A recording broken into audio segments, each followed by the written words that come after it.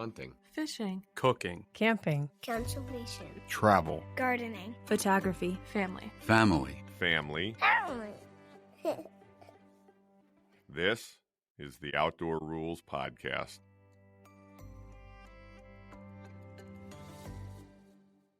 According to this, we're recording, Caitlin. Okay. Are you happy with that? Yeah. Yeah, okay. What are you talking about? Is it less weird when there's three of us? A little bit. Yeah.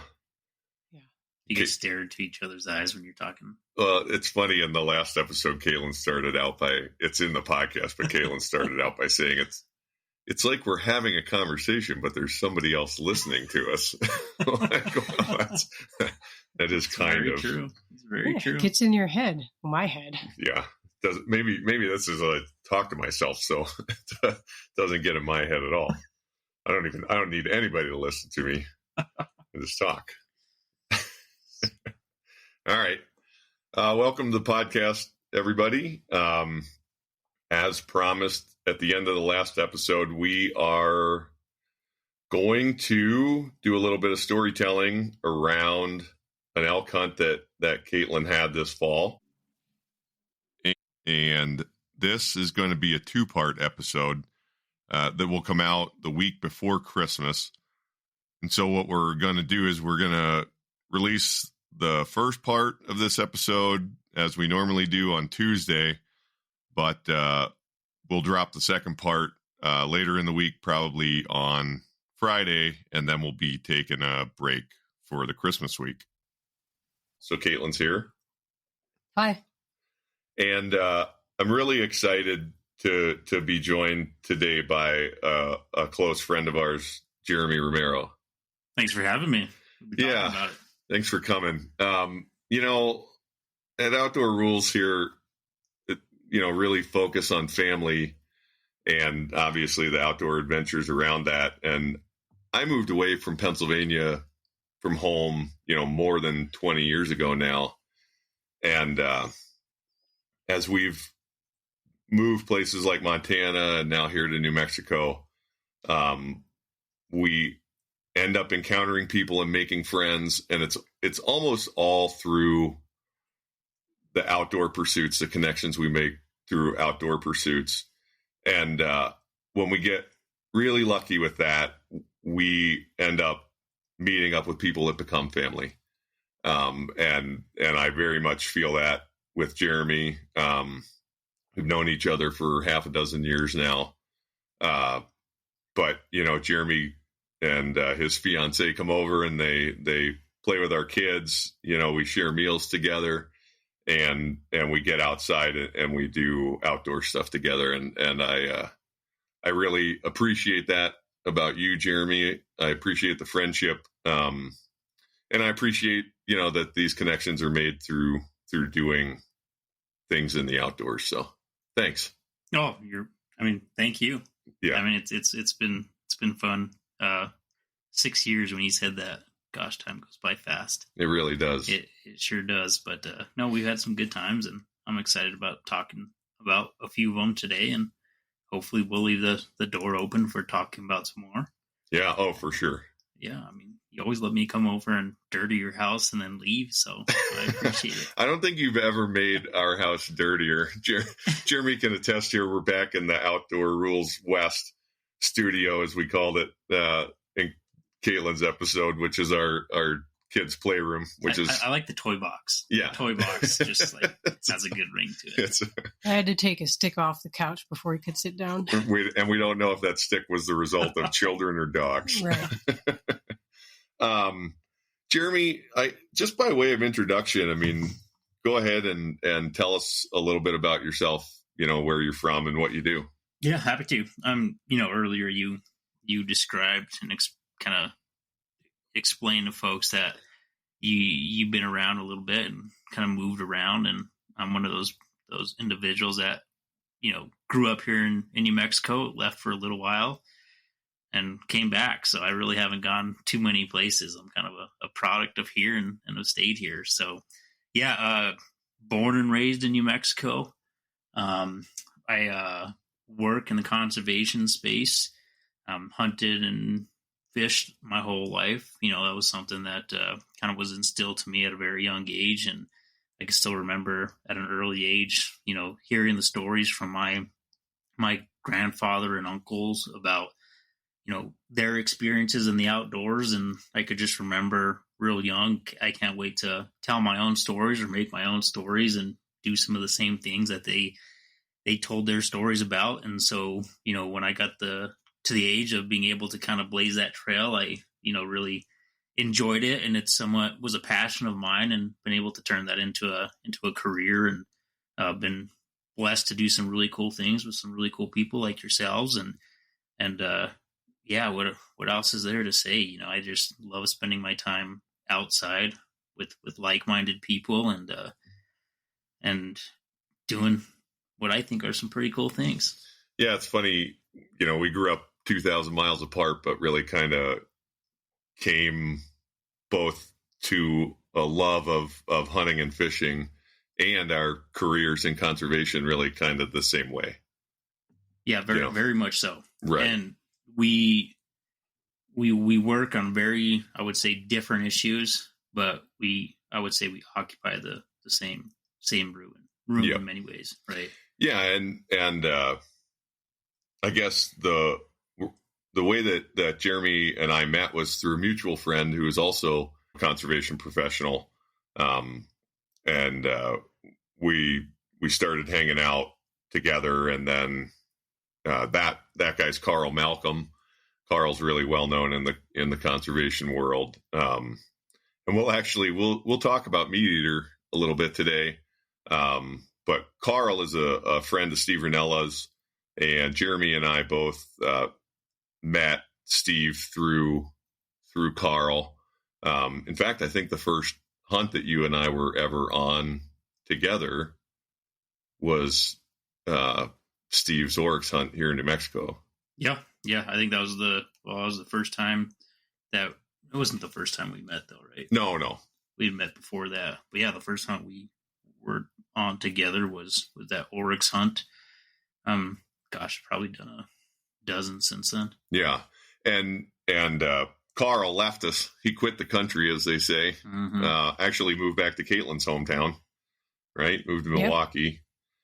Yep. He works for the Forest Service there, and so anyway, Jeremy and I started doing things just together. Yeah, we don't need Carl to have fun. No, we don't need Carl to have fun. Although it's a lot of fun to be with Carl. Yeah, so we did actually a couple Meateater hunts, and Jeremy, you were featured on a hunt for ibex in the Florida mountains here, right? Yeah. We talked about it during that oryx hunt, and Steve had drawn a ibex tag later on, I guess that next year.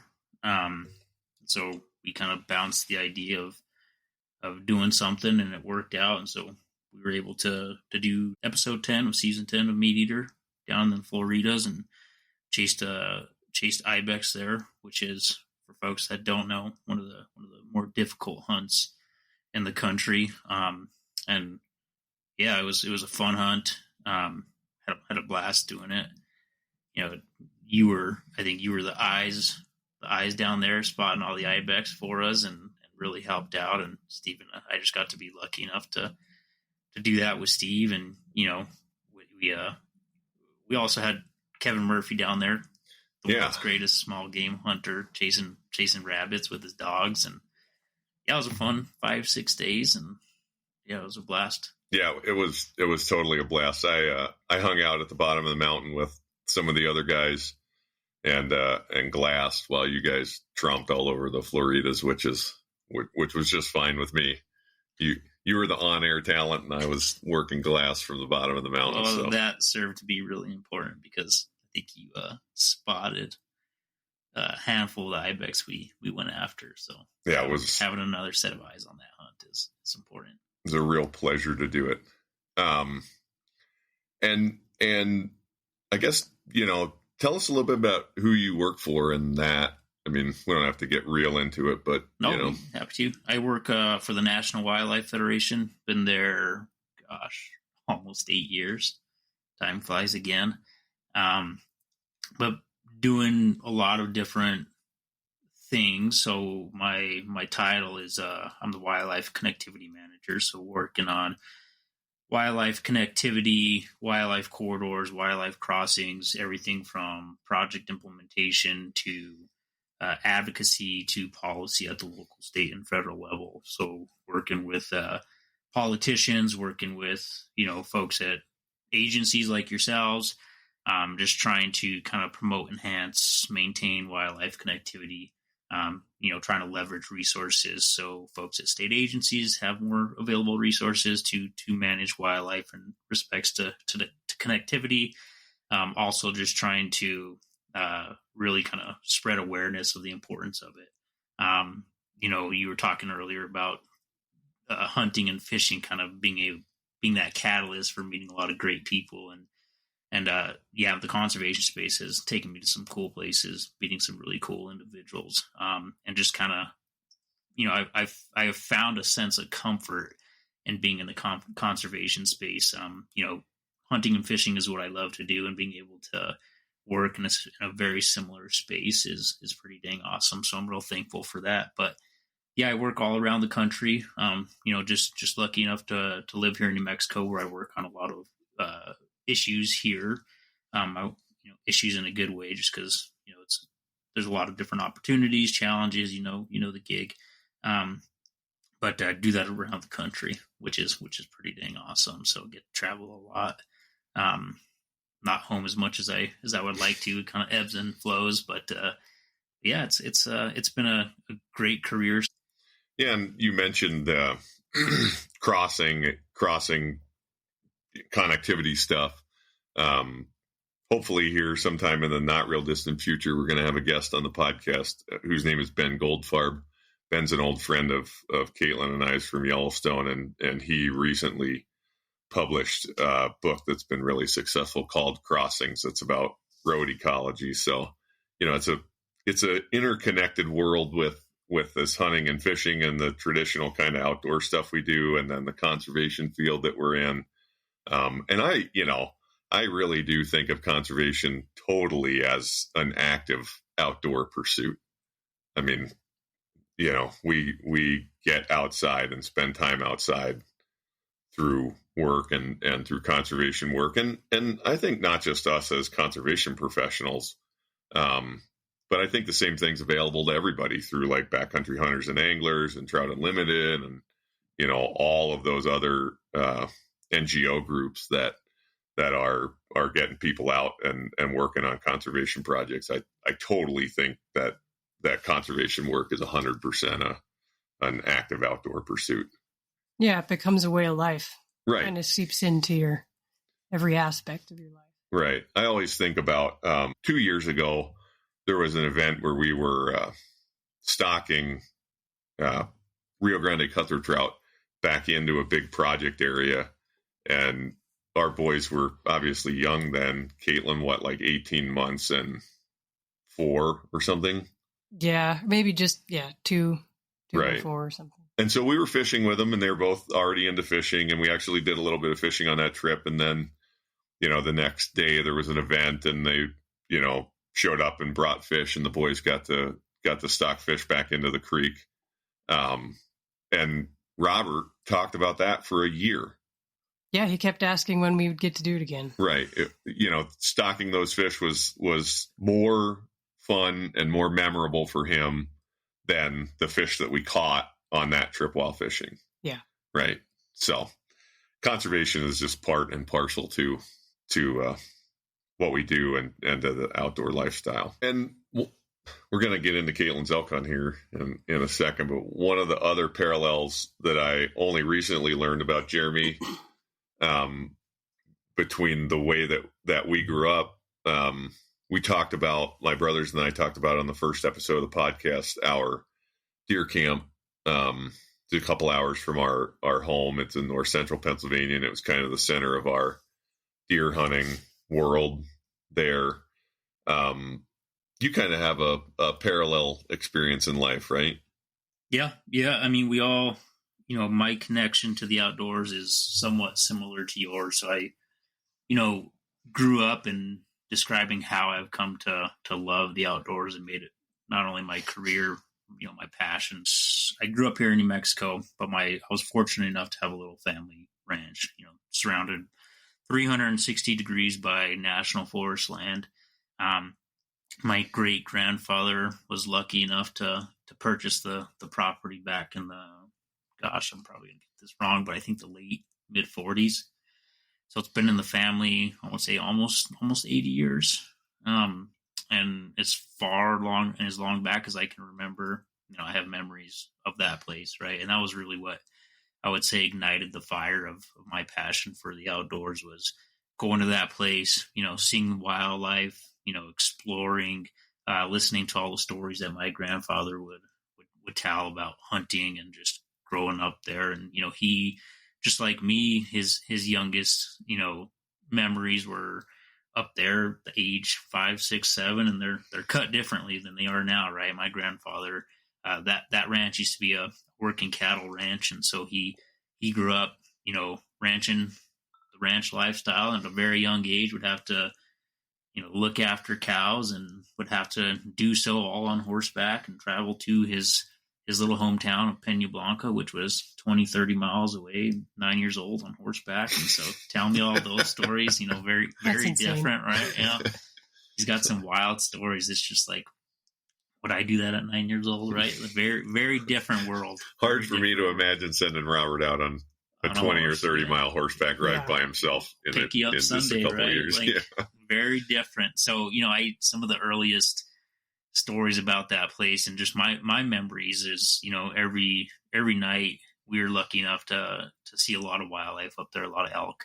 And every morning my grandpa would wake me up just before sunup, and he'd sit me right on the counter, and the sun would start to rise and start to get a little bit of light, and I'd see every morning it was like clockwork. There'd be elk out there in the meadow, and that's kind of what started it. It was like his connection to the outdoors and wanting to pass that on to me, and my my interest in it just kind of grew to my career and my passion for it. But he's still around. He's 85, I think. And I was just up there yesterday with him, fixing our messes. It's like a revolving door of us fixing stuff and it breaking, and us going back and fixing it. But going up there and listening to him tell the stories, which now I get to be a part of some of those, is pretty cool. And I can't wait to do that with my kids when I have some. Yeah, and that property, the ranch has kind of been broken up into smaller parcels, right? And you have a lot of family that have built cabins. Yeah, so, it was 165 acres, give or take. My great-grandfather owned it once he passed away. He passed that down to some of his kids who have since passed, and passed it down to their kids. But essentially it's broken up into 8 or 9 parcels. And over time, most of them have been able to build their own cabins on there. Yeah, and Jeremy has been inviting us to go up to this cabin for many years now, and we just never got the opportunity lined out. And then Caitlin drew this elk tag, and the first weekend of the hunt, we wanted to take the boys, and her dad wanted to go, and you said, well, why don't we go to the cabin? It's close. And we got there, and I remember coming down the hill and seeing the cabin, and I was like, oh, this is deer camp. Like this is basically Pennsylvania deer camp. Like, here's a little valley, filled with cabins of various sizes. And, this I totally 100% recognize. And then when we walk in the door of the place, it's just 1,000% more so for me. Like, oh yeah, Jeremy has a deer camp just like we had a deer camp. This is very cool. Were you able to go to deer camp at a very young age? Oh yeah. Before I remember. I mean, we when I was young, the tradition there was that you didn't go to deer camp to hunt. Actually, it was kind of changing when I started hunting. So I was able to go when I was 12 to actually go hunting there, which was the first year you could hunt. in Pennsylvania then. But that was kind of a new thing, taking kids that young. It had kind of been like more like 15, 16. But our deer camp we used in the summertime for family vacations and for other things. So yeah, I don't really have a time in memory before, we started going there. But we would do an annual thing with kids. Pennsylvania has a first day of trout season, which is usually around Easter. So the dads would haul all the kids, boys and girls, up there, and my dad's uncles, kind of the older generation, would also come. And it's just exactly like you're saying. I mean, it was just hanging out, a couple, 3 generations, hearing stories, talking about deer camp and talking about hunting and fishing and just getting excited, to become old enough to start hunting there. So, yeah, I think at ours, it was one of those things where all summer we would spend a ton of time up there, into the fall. But once hunting season came around, it was like the older guys, my uncles, grandfather, like they were the only ones who would go up there, right? And so I would just be stuck on the sidelines listening to these stories and drive up to my grandparents' house, and they would have an elk in the garage, and they'd be butchering it, and I'd just be like chomping at the bit, like, when is it my turn to finally go up there? So finally I was able to take hunter safety. And I think that next year or the year after, I had an elk license and went up there and was finally like part of the crew, like from there on out, I just never looked back. And so, yeah, it was always this kind of like this magical thing, that my grandfather and my uncles would go do, and my dad. And once I finally got the invite to go out there, it was awesome. But for the longest time, it was, we were also just so young too, right? Like, yeah, they weren't wanting to walk around with the little kids. But once I got my opportunity, I took advantage of it. Yeah, I remember the first year when I was 12 at our deer camp hunting, and the 2 things that really are stuck in my memory from that are not sleeping, like being 10 times as excited as any kid has ever been on Christmas night. And then the other thing was getting dressed in the morning and walking up the hill to go to our tree stands and being like, I am going to die. I am so hot in all this clothing, It's like, how does anybody walk in this? And then getting in a tree stand, of course, all sweaty from having all that clothing on, and then basically feeling like I was going to freeze to death an hour later. Well, I remember growing up, and everything was just so big to me.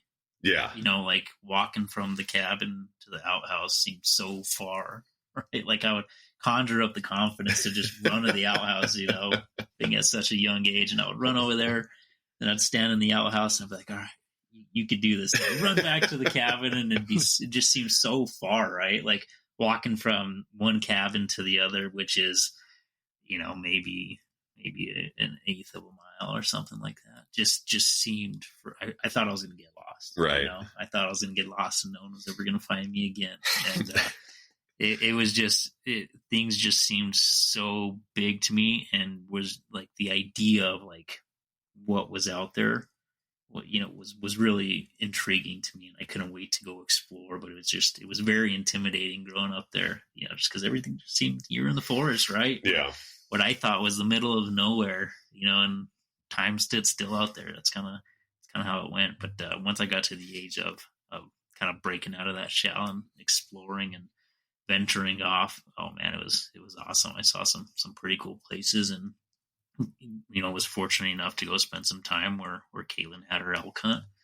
Yeah, let's get into that. The cabin's kind of important to this story in that sense too, just because of the place. So I guess tell us, roughly where we're talking about here. So we're in the Jemez Mountains in the Santa Fe National Forest, not too far from Los Alamos. It's next to the Valles Caldera National Preserve, which at one time used to be a private ranch. Went through a few private landowners, and then we were fortunate enough to get that into the public land use system there. And was a trust, and now it's a national preserve. And in doing so, has opened up the opportunity for members of the public to capitalize on the amazing hunting opportunities that the caldera provides. Some of the best elk hunting, I would say, is up there, with other places, comparable places across the whole entire country. Like, if you ask me, I think it's the best, right? Yeah. Someone may say something different, but our family ranch is essentially knocking at the front door of the preserve, which, it's funny, Caitlin, because you had that hunt, and I actually drew that hunt the year before, right? And when I drew that hunt and I logged in and saw that I had drawn it, I couldn't believe it. Every bit of me thought that there was a mistake, like, oh, they must have messed up. And I screenshotted and printed everything to try to validate the fact get that license in your hand as quickly as you can. They can't walk it back. But since I was probably, I don't know, 5 years old, I can remember driving by that place and just dreaming of the day that I get to hunt it.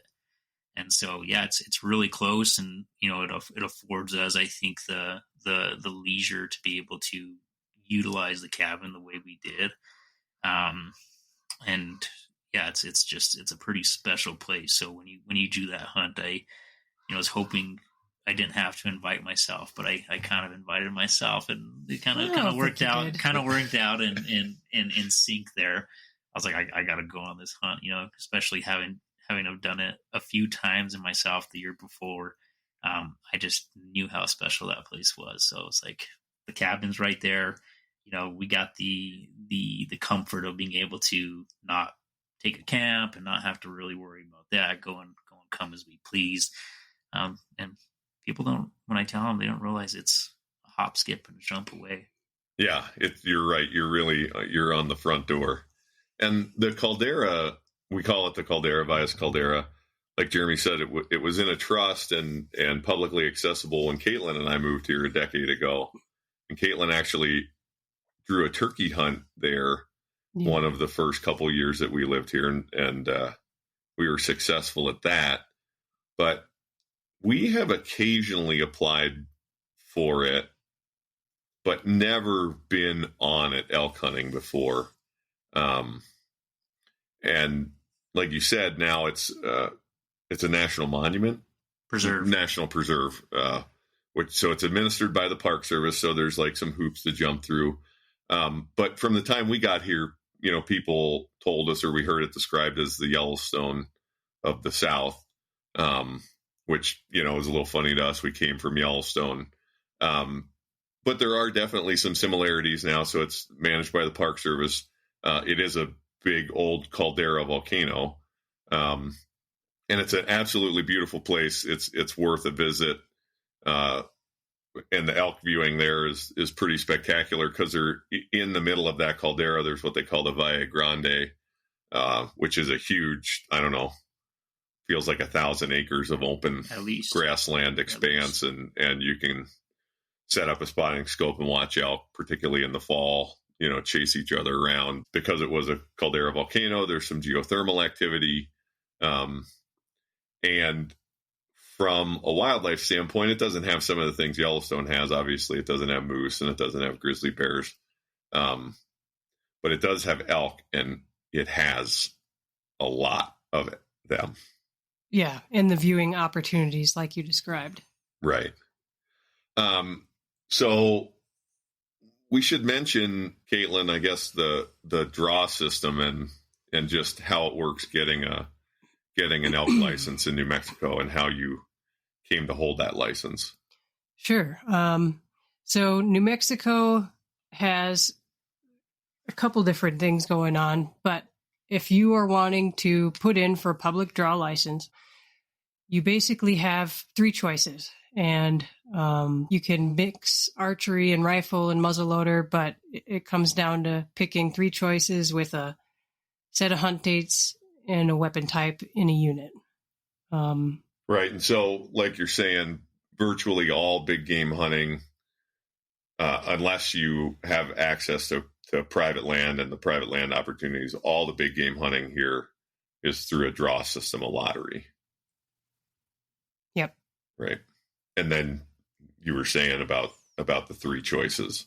Yeah, so you have the 3 choices. I mean, usually your strategy is to put in like pie in the sky dream hunt for your first choice, and then with your other 2 choices, depending how desperate you are to get a tag, putting in for easier to draw, maybe lesser, put in 4 hunts in your second or third choices. So yeah, I think we had been going on and off with putting in on the Caldera. It's very hard to draw any hunt there because of the experience you have is second to none. So a lot of people put in. I also hadn't really done a ton of archery hunting. And so the rifle hunts are obviously a lot harder to draw. And so I finally got to the point where I was feeling pretty good about putting in for an archery hunt somewhere like the Caldera and did that this past year. And it helped that it's so close to home too. Yeah, it's only about 2 hours door to door, maybe even a little bit less. Yeah. From here. I think the average person driving, it's like 2 hours. You drive. What are you saying, Jeremy? 15 or so. But, you mentioned it's hard to draw, and it's like really, just to emphasize how difficult that hunt is to draw. I mean, you got thousands of people putting in for 25 tags. Yeah. There's 2 archery hunts, so 50 tags total. And I didn't look at the numbers before I came here, but it's well in the thousands of people that apply for that hunt. So you do not have very good draw odds. No, it's the kind of thing that, legitimately, if you look at it from a statistics standpoint, if you applied every year of your life, you'd be fortunate to draw it once. I know people that have been putting in for that hunt for 30 plus years and never drawn it, or 20 years, 15 years since it went to the public draw system. Right. And that's just the name of the game, right? You kind of throw your hat in the arena and hope and pray that you get picked. And so when you do, it's just that much more awesome, because you apply for that hunt, mostly knowing that you're not going to draw it, right? So it's like once you submit that application, you're, I would say, more than not prepared to see that red when the results are announced. And it doesn't come as a surprise when you see that red. Right. And one of I don't know if it's totally unique to New Mexico, but it's different than like Montana, is that Caitlin mentioned the 3 choices. Here, the way it works, when they do the draw, your name essentially gets assigned a number, and they go through your choices. So let's just say, you're the 100th person picked for elk. They will look at all of your choices in order, and if the first choice is available, you get that hunt. If it's not, but the second choice is, you get your second choice hunt. Same with the third choice hunt, and if none of them are available, then you don't draw anything for that species. Has it always been like that? I feel like for a while there they wouldn't go down the order. I don't know. You grew up here. Yeah, it's been like that since we lived here. Yeah, for I could sure. be wrong, but for a while there, I thought like if you didn't draw your number, your first hunt, you went back into the pool of applicants. But I could be wrong. Yeah, I don't know the history on that. Maybe I'm just trying to justify why I never draw that many tags, and so I'm just trying to make it seem harder on myself than it is.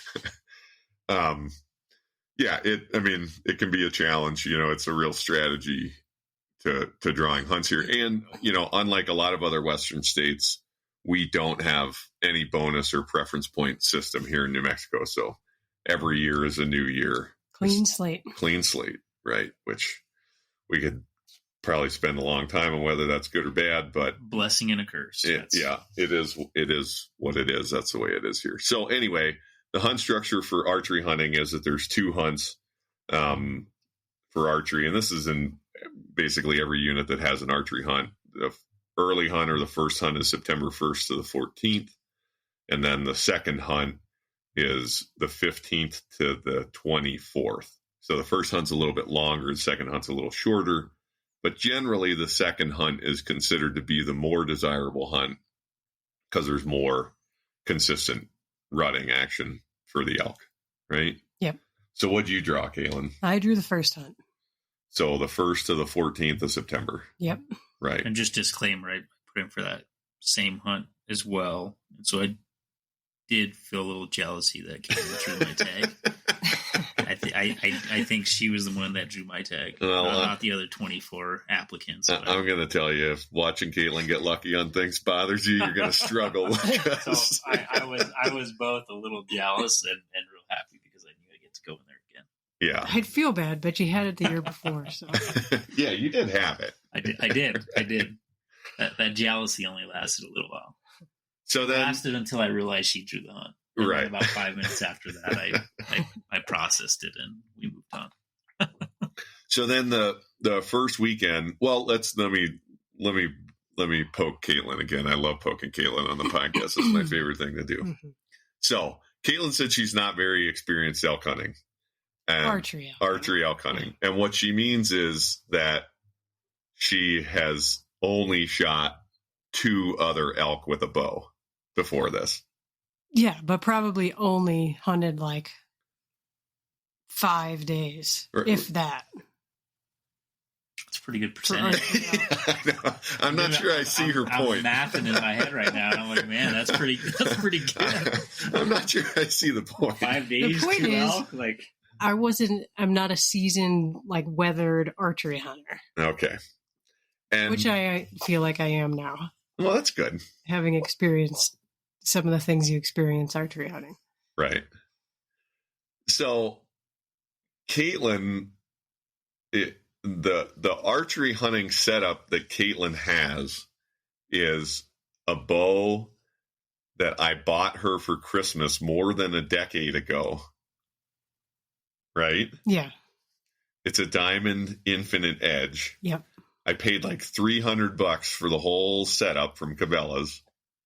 And it's the kind of bow that you like buy for a kid as they're growing up because it's, adjustable from 18 to 30 inches and 15 to 70 pounds of draw weight. Yep. Right. So now you're holding what I could argue is one of the best archery elk tags in the world. And you've got a 12-year-old bow that I paid $300 for. Uh-huh. Right. And so Jeremy and I encouraged Caitlin to consider getting a new bow. How did that go, Jeremy? Well, let's just say that it didn't go very well.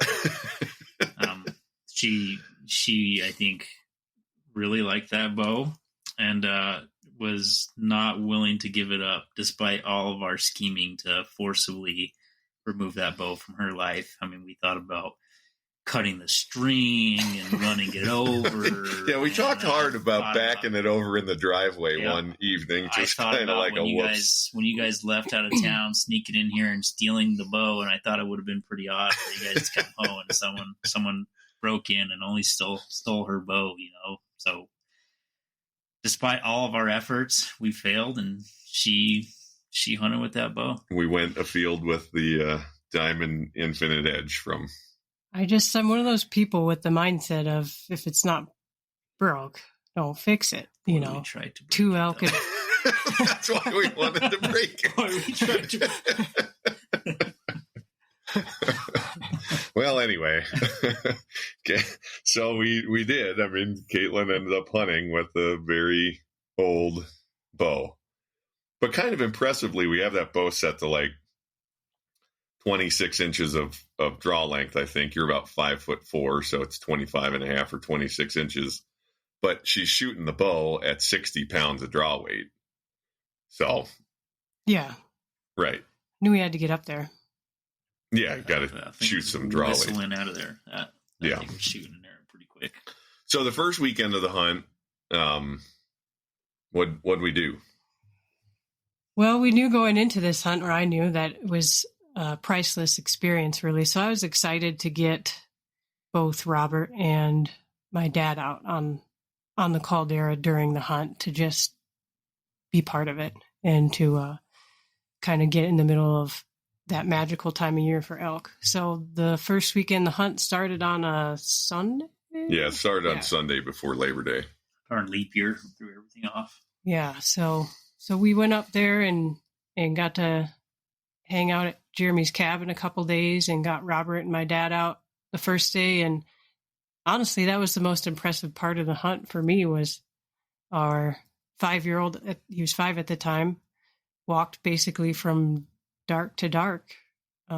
Yeah, we literally hunted dark to dark. Yeah. And we didn't walk that long. Like we stopped and ate lunch and rested for a couple hours, but he just ran circles around us the whole time. Right. He chased grasshoppers all for the hour and a half that we laid around at lunchtime. He let off a couple bugles. He got to see some elk and got to be part of us doing some calling. And he did. Yeah. Like Jeremy had him raking trees at one point with a stick, right? Yeah. Oh, he was in it. He was invested. Yeah, I know. I was so impressed. My phone said we walked 8.5 miles that day. I think your dad said his said 10. Like you said, Robert ran around the whole time we were on chilling for lunch. So he definitely, I mean, he went a lot of miles. And the only time I carried him, we got like a mile from the truck after dark. And we had kind of a difficult patch to go through, and I put him up on my shoulder. Well, no, he went across there and he was struggling a little bit. And then we got to a logging road and I asked him if he wanted to ride on my shoulders, and I threw him up there, and I told him I wasn't going to carry him for too far, and I probably only went like 300 yards. And I asked him how he was feeling, and he told me to put him down. He wanted to walk. Yeah. He was running. Remember, he was running down the logging road to the truck at the end of the hunt, at the end of the days, running down the logging road to the truck with a headlamp on, and he was looking behind him. So he was trying to turn around and look behind himself to see how it looked running with the headlamp on. So it was really impressive. But that first weekend, there wasn't a ton of, I mean, there was some bugling, but not a lot of rutting activity yet. Yeah, there wasn't a lot of oomph behind it all. Right. Yeah. We were hearing elk and seeing elk, but nobody really wanted to engage, at least in the groups that we were working with. We hung out at Jeremy's cabin. I mean, we stayed at the cabin that weekend and did that. And it was just a ton of fun, but it wasn't 100%. We weren't totally serious yet. And then coming off that weekend, we kind of had a conversation. Jeremy had been encouraging us to hunt a spot that required a backcountry camp, right? Yeah. I mean, it's hard to throw a rock in that place and not hit an elk, right? There's the numbers are great, but some of the places we were hunting, I think the ability for other people to access those locations too was greater. And so, having hunted it the year before and other years prior to that with other people, and then just spending time hiking around, I knew there were some areas that were a little better than others. And so I knew just being able to access some more inaccessible locations for the normal person would pay dividends for us. And so you guys made the commitment to go up there, and I was real happy about it because I had a really good time in that place a year before, and so I was pretty excited to go in there. Yeah, I would say that Jeremy had been encouraging us, particularly me, to go into this area, and I was a little reticent to carry a camp 1,000 vertical feet up from the truck and then hunt up from there, and there's some pretty steep and gnarly places on the Caldera. But when I was finally said to him, all right, I think we should go to your spot, he was gleeful, I think.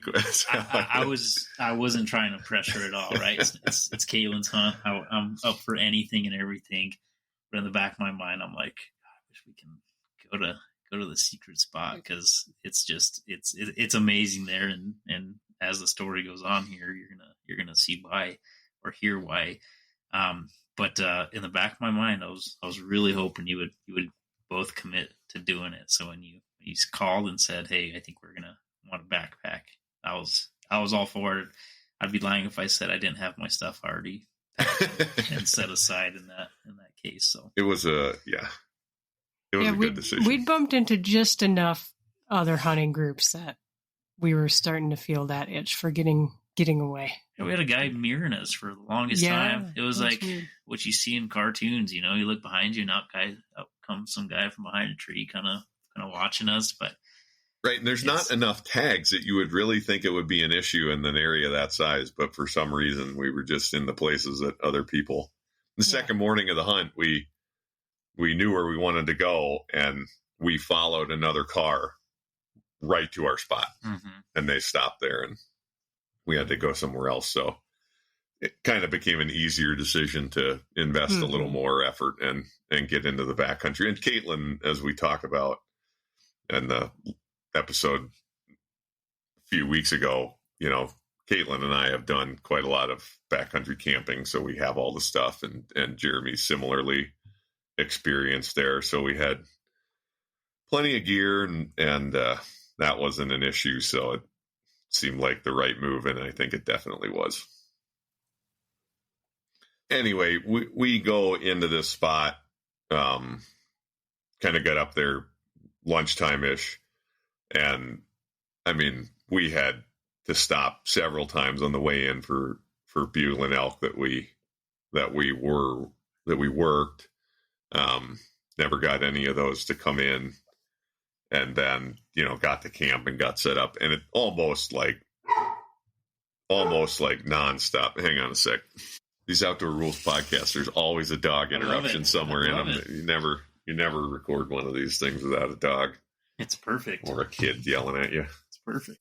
Okay, so we get up there about noon, and it's almost like nonstop bugling. You can almost always hear an elk somewhere.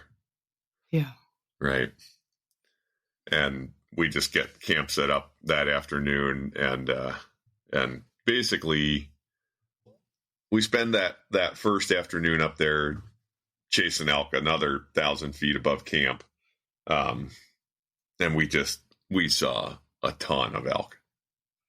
I mean, this is the kind of place where, I think legitimately seeing 25 bulls in a day is not uncommon. No, I think there's a pretty good ratio in being that, we were right at the front end of the rut. Some of those bulls were getting pretty active from, with my experience in there, and it's probably the case in most places, is there was a fair amount of bugling going on.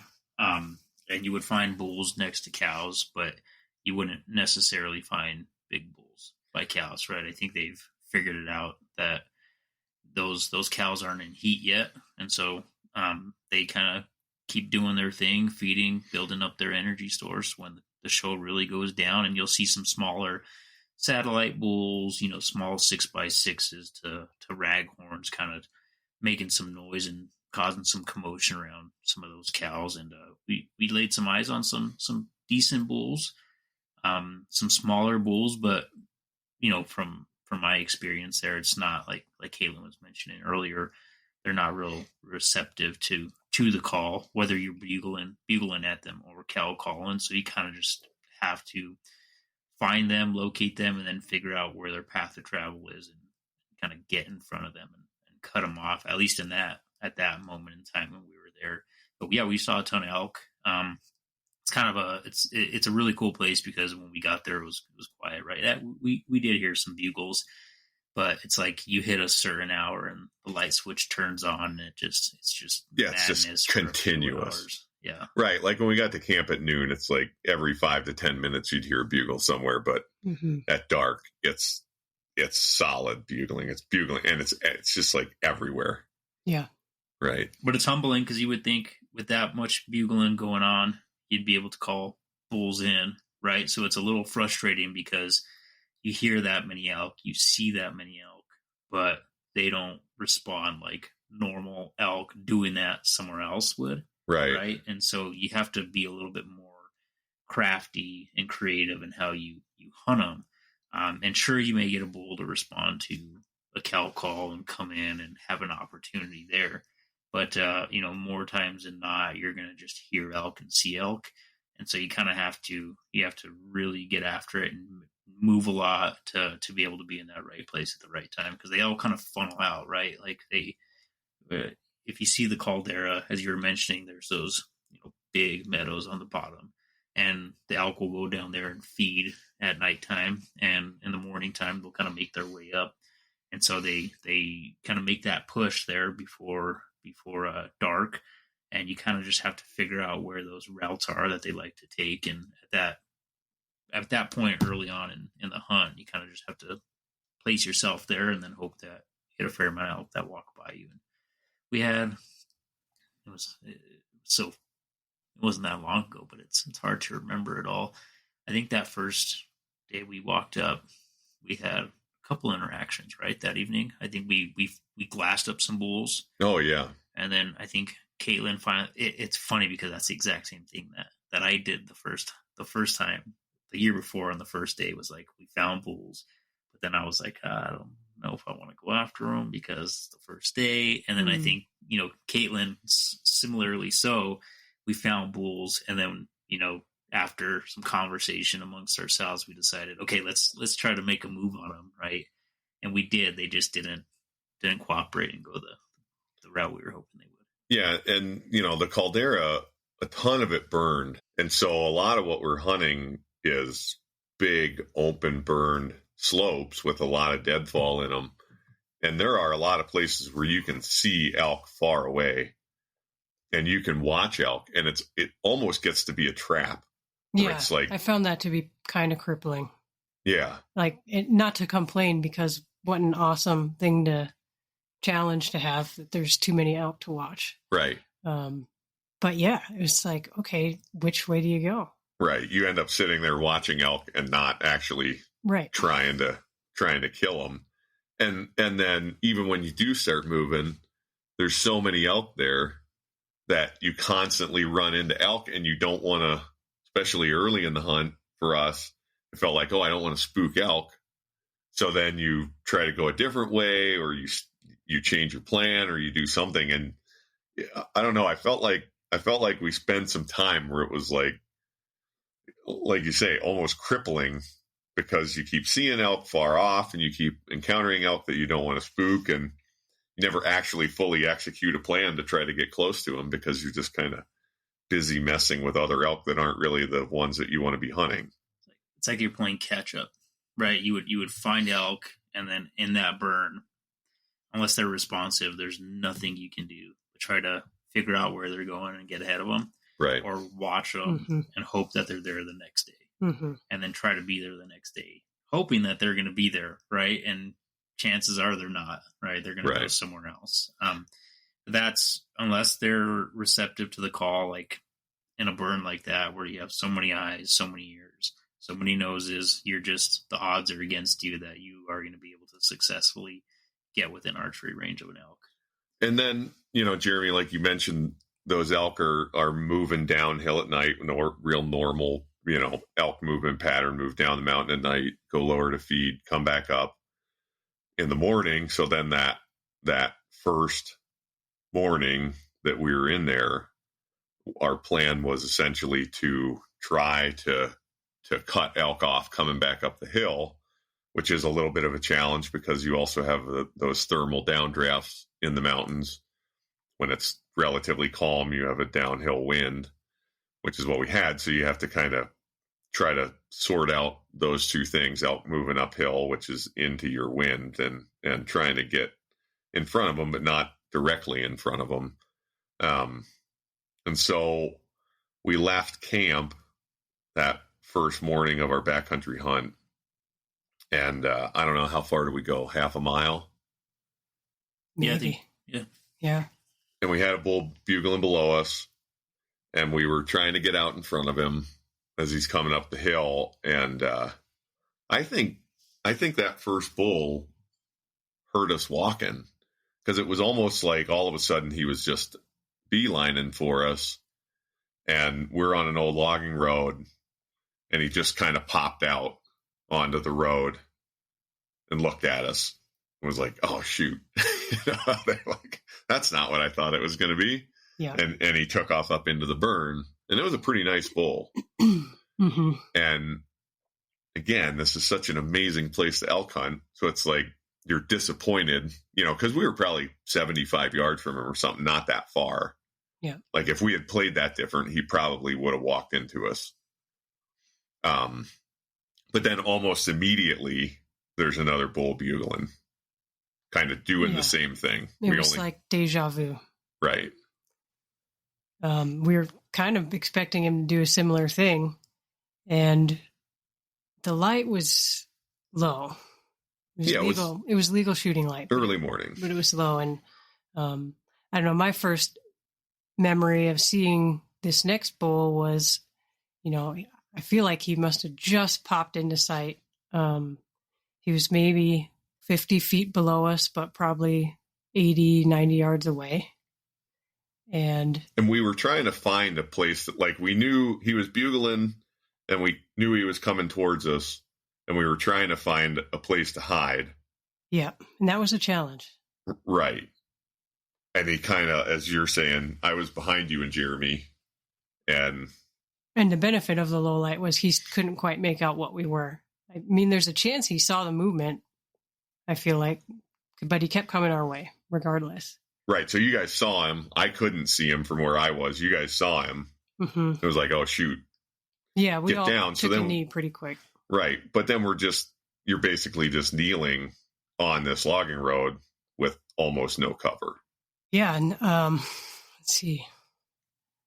Just remember him walking toward us. I'm kind of curious if Jeremy has the same memory of this all, but he's walking toward us, and I just remember thinking, don't move, don't move. I'm there. I think I was on one knee and getting anxious, so probably pretty tight, like everything kind of tucked in, trying to hide.